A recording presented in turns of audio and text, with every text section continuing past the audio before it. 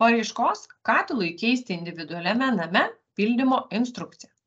Pirmiausia, turite atsidaryti Lietuvos agentūros interneto svetainės adresą ENA.lt. Pagrindinėme puslapyje pasirenkame kvietimai teikti paraiškas. Kairėje pusėje renkamės prisijungti prie paraiškų teikimo elektroninių formų. Norėdami prisijungti prie paraiškų teikimo elektroninių formų, spauskite čia. Būsite nukreipti į paraiškų surinkimo platformą. Labai svarbu, kad pasirinktumėte tinkamą kvietimą.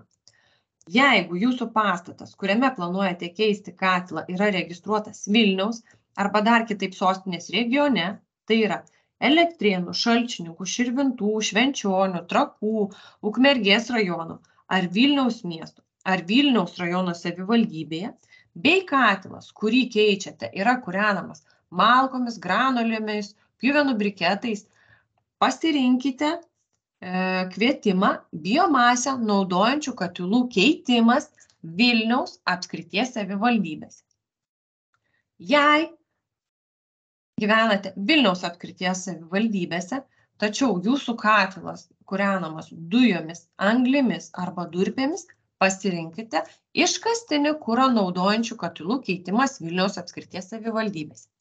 Jei gyvenate ne Vilniaus apskrities savivaldybėje, o katilas jūsų kūrenamas malkomis, granulėmis, pjuvenų briketais, rinkitės biomasę naudojančių katilų keitimas Lietuvos savivaldybėse, išskyrus Vilniaus apskrities savivaldybės. Pasirinkę kvietimą, spaudžiame suteikti. Pirmą kartą jungiantis, jums reikės užsiregistruoti. Suvesite savo elektroninį paštą, slaptažodį, vardą, pavardę ir paspausite užsiregistruoti. Į elektroninį paštą gausite nuorodą, kurią paspaudus būsite aktyvuotas kaip naujas vartotojas. Pasirinkę nuorodą, pasirinksite prisijungti. Prisijungę prie sistemos, matysite savo pasirinktą kvietimą. Labai svarbu susipažinti su paraiškos pildymo paaiškinimais. Šioje formoje yra naudojami tam tikri sutrumpinimai, kurie yra paaiškinti pirmajame lape. Taip pat nurodytos internetinės svetainės, kuriuose galite pasirašyti savo dokumentus elektroniniu parašu.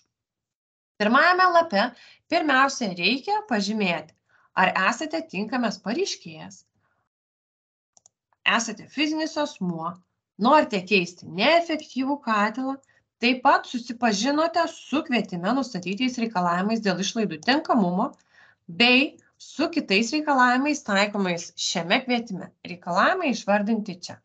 Padėjus ir susipažinus su visais punktais, spaudžiate kitas ir esate nukreipiamas į paraiškos pildymo laukus.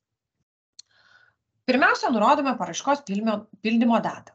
Tada nurodote savo vardą, pavardę, pareiškėjo ar fizinio asmens kodą, adresą, telefono numerį, elektroninio pašto adresą ir banko arba kitos kredito įstaigos sąskaitos numerį. Labai svarbu visus laukus pildyti lietuviškomis raidėmis ir pasistengti nepadaryti korektūros klaidų, nes neatitikus banko duomenų ir jūsų vardo ir pavardės, tiesiog galimai negalėsime atlikti išmokos, jeigu bus patvirtinta paraiška ir mokėjimo prašymas. Jeigu paraišką teikia pats pareiškėjas, pažymima varnelė ties pareiškėju. Jeigu teikia įgaliotas atstovas, pažymime, jog tai yra įgaliotas asmuo, nurodome įgalioto asmens vardą, pavardę ir būtina prisegti pasirašytą įgaliojimą. Įgaliojimas gali būti sudaromas registrų centro įgaliojimų registre ir įregistruotas įgaliojimai LT arba sudarytas pas notarą. Bendrieji duomenys. Nurodomas kontaktinis asmuo, vardas, pavardė, kontaktinio asmens telefono numeris, elektroninio pašto adresas. Taip pat toliau pildomos planuojamos išlaidos. Pirmiausia, pasirenkame, kurioje vietoje apskrityje vykdoma projekto veikla. Tai, tarkim, pasirenkame Alytaus apskritį, toliau pasirenkame savivaldybę. Taip, jeigu nerandate savo apskrities ar savivaldybės, greičiausiai pasirinkote ne tą kvietimą turite rinktis kitus kvietimus, būsite nukreiptas į bendrą paraiškų langą ir vėl turėsite užpildyti visus kvietimo laukus iš naujo. Toliau, nurodomas nekilnojamo turto objekto adresas, kuriame keičiamas katilas neefektyvus. Toliau, nurodomas nekilnojamo turto objekto, kuriame keičiamas neefektyvus katilas, unikalus numeris. Jis nurodomas registrų centro išraše arba nekilnojamo turto registre. Numerį galite pasitikslinti čia. Jeigu kad katilas, kurį keičiate, stovi katilinėje, kuri yra atskiras objektas, nurodote šio nekilnojamo turto objekto unikalų numerį. Toliau pasirenkame, į kokį naują katilą keičiamas senas šildymo įrenginys. Ar tai efektyvus 5 klasės biokuro katilas, ar tai šilumos siurblys. Pasirinkus bet kurį naują šilumos įrenginį, pildome išlaidų poreikio pagrindimo lentelę. Labai svarbu A2 laukelyje nurodyti tik katilo galingumą, be kilovatų, be jokių simbolių papildomų, be teksto, be raidžių. Rašoma tik šilumos atidavimo prieitet gale. Pavyzdžiui, 7. Įrašius skaičių išlaidų pagrindimo lentelėje, štai čia pasiskaičiuoja F6 laukelyje dotacijos suma. Šią sumą reikia perkelti į prašomą finansuoti išlaidų sumą laukelį. Jeigu sumą rašome ranka, būtina naudoti ne kablelį, o tašką, atskiriant centus. Įrašius išlaidų sumą pereiname prie kitų laukų.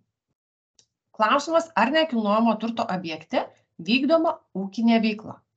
Jeigu vykdote veiklą, žymite taip. Jeigu nevykdote veiklos, žymite ne. Ūkinė veikla tai gali būti individuali veikla, mažoji bendryje, VŠI ar juridinis asmuo registruota įmonė. Tokiu adresu, jeigu pažymime, kad vykdoma veikla, toliau pasirenkame kitus laukus. Ar nekilnojamo turto objekte registruota pačio pareiškėjo vykdoma ūkinė veikla ar kita veikla. Jeigu pačio pareiškėjo, tada pasirenkame, kokią ūkinę veiklą vykdo pats pareiškėjas. Ar tai žemės ūkio veikla, ar žuvininkystės sektorius, ar kita ūkinė veikla. Pasirinkus veiklą, užpildoma vienos įmonės deklaracija. Ji yra patalpinta štai čia, ją užpildote, pasirašote ir įkeliate į tam skirtą lauką. Jeigu veiklą vykdo ne pats pareiškėjas, tokiu atveju taip pat nurodome, ar nekilnojamo turto objekte registruota kito nepareiškėjo vykdoma ūkinė veikla. Nurodome taip kitų asmenų, tokiu atveju reikia užpildyti papildomai kito asmens sutikimą, kurį galite rasti čia, ir vienos įmonės deklaraciją apie įmonę, kurią galite rasti čia. Šie dokumentai įkeliami į tam skirtą lauką.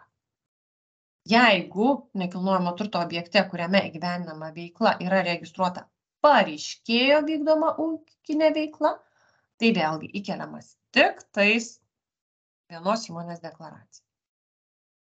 Toliau sekantis laukas, ar nekilnojamo turto objekte yra registruota kita ūkinė veikla.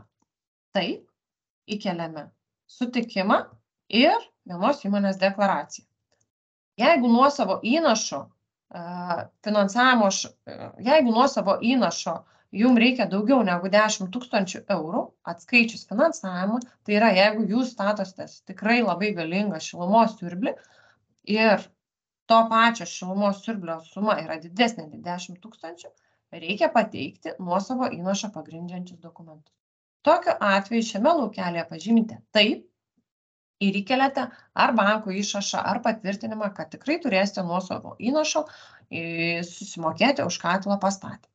Jeigu jūsų katilas atskaičius dotaciją nekainuoja daugiau negu 10 000, tokiu atveju žymite ne ir papildomų dokumentų pateikti nereikia. Paskutinis laukas yra pareiškėjo deklaracija. Būtina atsisiųsti pareiškėjo deklaraciją, ją perskaityti, užpildyti tinkamai ir pasirašyti elektroniniu parašu arba ranka atspausdinus paraiškos formą. Būtina uždėti varnelę, kad pateikėte pareiškėjo deklaraciją, ir prisegti pasirašytą formą.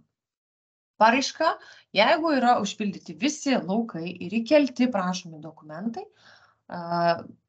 tikrai leis pateikti formą ir paspaudžius pateikti formą mes gausime šį dokumentą. Jokių papildomų dokumentų, kaip sąskaitų faktūrų, priėmimo perdavimo aktų ar naujo katilo specifikacijų su paraiška teikti nereikia.